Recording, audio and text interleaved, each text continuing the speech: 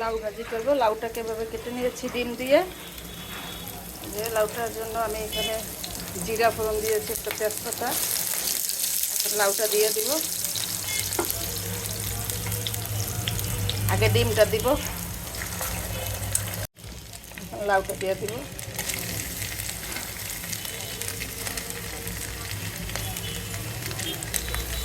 লাউ ভাজিতে একটু হলুদ আর লবণ দিয়ে দিব। লাউ ভাজিটা একটু ঢেকে দিব। লাউ ভাজিটা একটু লাড়া দিয়ে দিই। ডিম দিয়ে লাউ ভাজি করলে কিন্তু খেতে অনেক ভালো লাগে। ডিম দিয়ে যে কোনো কিছু ভাজি করলেই অনেক স্বাদ হয়। ভাজিটা আমার হয়ে গেছে, ধনিয়া পাতা দিছি, এখন এটা নামিয়ে দেবো।